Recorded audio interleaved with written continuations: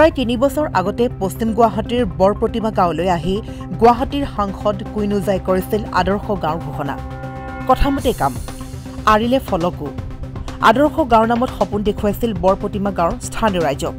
ঘোষণা কৰিছিল সৌৰশক্তি চালিত ষ্ট্ৰীট লাইট, নিয়মীয়া বিদ্যুৎ যোগান, চিকিৎসালয়, খোৱাপানীৰ সুব্যৱস্থা, পথৰ পকীকৰণেৰে হ'ব বৰপ্ৰতিমা আদৰ্শ গাঁও। কথাৰে ফুলজাৰি মৰা গুৱাহাটীৰ সাংসদ কুইনুজাই নকৰিলে 1% কাম। গাঁৱত আছে বিদ্যুৎৰ খুঁটা, কিন্তু নাই বিদ্যুৎ। পথ আছে, কিন্তু পকী নহয়। পানী যোগান আঁচনিও আছে, কিন্তু বিশুদ্ধ খোৱাপানী নাপায় ৰাইজে। এয়া আমাৰ কথা নহয়, এয়া বৰপ্ৰতিমা গাঁৱৰ স্থানীয় ৰাইজে ক্ষোভ উজাৰিলে সাংসদ কুইনুজাৰ বিৰুদ্ধে। আমাৰ সাংবাদিকৰ প্ৰশ্নত কৈ দিলে সাংসদ কুইনুজাই, বৰপ্ৰতিমা মোৰ আদৰ্শ গাঁও নহয়। ডাক বিভাগৰ ইঞ্চুৰেঞ্চৰ পৰা লগাইছে বোধহয় সেই ফলক। মোৰ আদৰ্শ গাঁও দক্ষিণ ভোলা গাঁও, আৰু তাত বহুতো কাম হৈছে। এদৰে মন্তব্য কৰিলে শুনোৱা হওক। নহয়, সেইখন ইঞ্চুৰেঞ্চে লগাইছে, ডাক বিভাগৰ পৰা লগাইছে, সেইখন তেওঁলোকৰ এডভাৰটাইজ লগাইছে, সেইখন মোৰ আদৰ্শ গাঁও নহয়। আদৰ্শ গাঁও তেওঁলোকে ডিক্লেয়াৰ কৰিছে যদি পোষ্টেলৰ পৰা মই নাজানো। মোৰ আদৰ্শ গাঁওখন দক্ষিণ ভোলা গাঁও। তাত যথেষ্ট উন্নতিকৰণৰ কাম আমাৰ DDC ডাঙৰীয়া আছে। দিনে ৰাতি তেওঁলোকক তেখেতসকলক মই জ্বলাই খাওঁ সেই গাঁওখনৰ কাৰণে কাম কৰিবলৈ, আৰু সেইখন গাঁৱত মোৰ যথেষ্ট কাম হৈছে। আৰু এতিয়া নতুনকৈ মই এটা স্কিম লৈছোঁ, তাতে এটা অডিটৰিয়ামো হ'ব। সেইকাৰণে বৰপ্ৰতিমাখন মোৰ আদৰ্শ গাঁও নহয়, সেইখন পোষ্টেলৰ হয়তো আদৰ্শ গাঁও হ'ব পাৰে, তাতে মোৰ নাম নাই। যিটোকে তাৰমানে তাৰে ৰাইজে স্থানীয় ৰাইজে কৈছে মানে কি এনেকুৱা সাংসদ থকাতকৈ নথকাই ভাল বুলি কৈছে, কি ক'ব? উপায়টো নাই। মানে কি আপোনালোকৰ এইখন গাঁওখন বোলে আদৰ্শ গাঁৱত পৰিণত হৈছে, এই সাংসদ কুইনুজা বাইদেৱে কৈছে। এই আৰু তেওঁলোকে আৰু এতিয়া তাৰমানে বাইদেউ এজনে উল্টা মাৰিছে, আপোনালোকৰ এইখন বৰপ্ৰতিমা গাঁওখনৰ বোলে আদৰ্শ গাঁৱত নপৰে বুলি কৈছে। আৰু এই ক্ষেত্ৰত আপোনালোকৰ যিটোকে আদৰ্শ গাঁৱৰ এই নমুনা নেকি বাইদেউৰ মতে? আদৰ্শ গাঁৱত এই নমুনা নেকি? কি ক'ব? এনে হ'ব নালাগে, ভাল হ'ব লাগে। কি ক'ব আপুনি? খা বুলিয়ে ক'ব লাগিব। আমি আকৌ পোৱা নাই যিহেতু, তেওঁ যোগাযোগ কৰিছিল যদিও আমি যিহেতু আকৌ পোৱা নাই। আৰু আমি যাই পেলাই মাতি আছোঁ, নিমন্ত্ৰণ কৰিছোঁ। আজি নিমন্ত্ৰণ কৰিব বছৰ দিন হ'ল, তেওঁ ইয়াত উপস্থিত হোৱা নাই। ইলেকশ্যনৰ সময়ততো এওঁলোকতো ইয়াতে আহে। আহিব, তেতিয়া আহিব।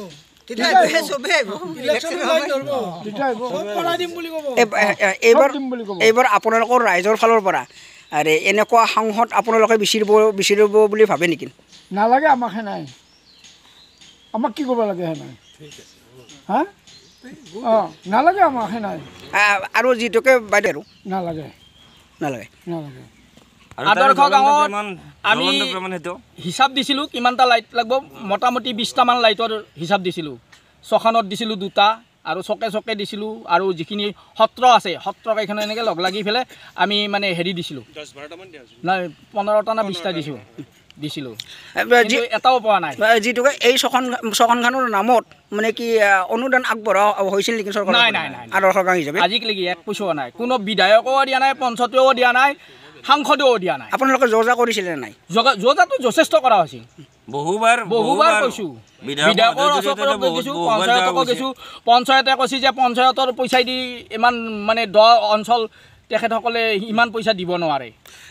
বিধায়কৰ ওচৰত গৈছিলোঁ, বিধায়কেও আমাক আশ্বাস দি আজিলৈকে মানে কোনো কৰা নাই। আৰু ধন্যবাদ দিছোঁ তেখেতক, ধন্যবাদ দিছোঁ। নহয়, ফ্লকখন কি কাৰণত লগালে তেতিয়াহ'লে? যদি আদৰ্শ গাঁৱে নহয়, বুজিছে না নাই? আৰুতো আমি ধৰ মানে শিকাৰ্থী বা আমাৰ বৰপ্ৰতিমা আমি আদৰ্শ গাঁৱত পৰা বুলি আমি গম পাইছোঁ। সা সুবিধা পাইছেনে নাই? নাই, সুবিধাটো একো পোৱা নাই, একো পোৱা নাই। সা সুবিধা একো পোৱা নাই। কিবা ইলেক্ট্ৰিক যিটো মানে ষ্ট্ৰিক লাইট, এইটো মানে মোটামুটি বৰপ্ৰতিমাত তাৰমানে 8টা চেঞ্চন হ'ব বুলিও শুনিলোঁ, কিন্তু সেইবোৰ বৰ্তমানে আজিকালি এটাও পৰা নাই। কেতিয়া হ'ব বুলি শুনিছিলে? এইটো মোটামুটি মই শুনবাৰ 2 বছৰ মানে হ'ল। কোনে যাই ইয়াত আহিছিলে নাই? নাই, কোনে যোৱা নাই। আমাৰ মানে ধৰ আমাৰ লগৰ ল'ৰাই কৈছিলে আৰু ঠিক এনেকুৱা ধৰণৰ। এই আদৰ্শ গাঁৱত উপস্থিত হোৱা নাই।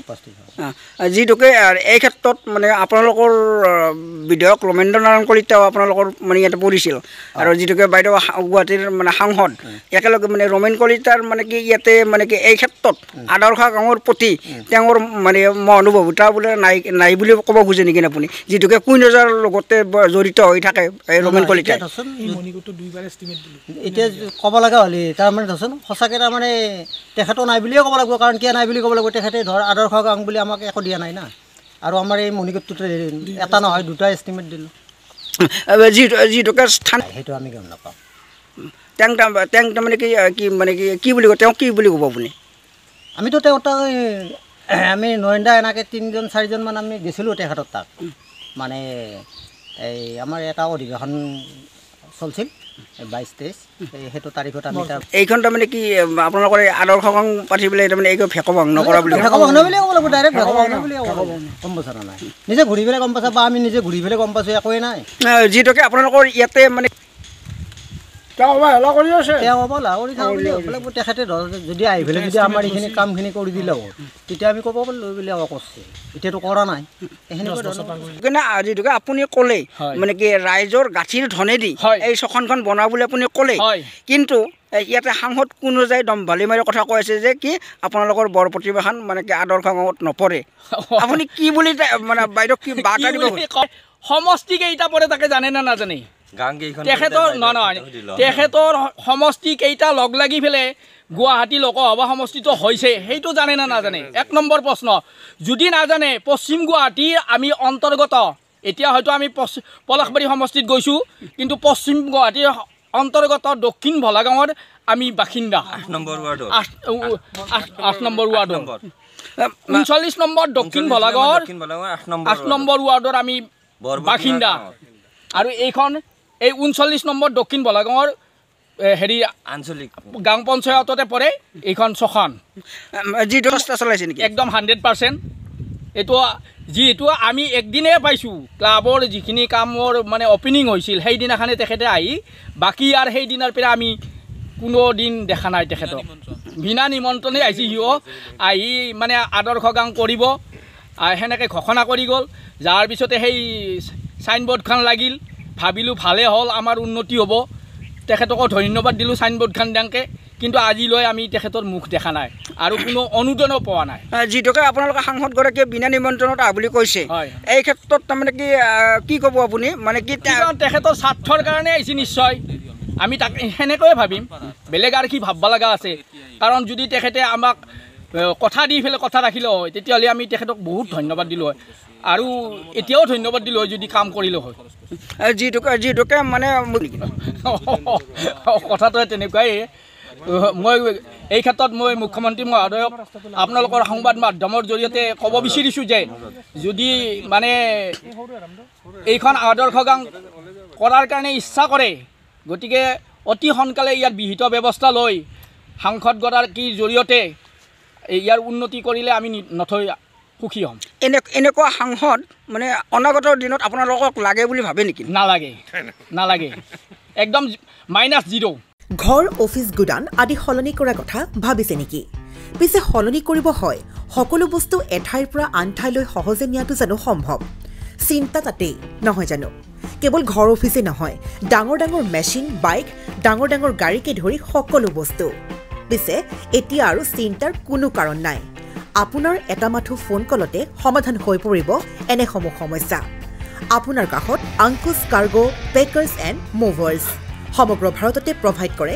ডোৰ টু ডোৰ ছাৰ্ভিচ গতিকে দেৰি কিহৰ এতিয়া যোগাযোগ কৰক 9957630102 অথবা 9546214823 নম্বৰত লগতে ঠিকনা ফটাহিল আমবাৰী নিয়াৰ অনাথ আশ্ৰম আমবাৰী থানা গুৱাহাটী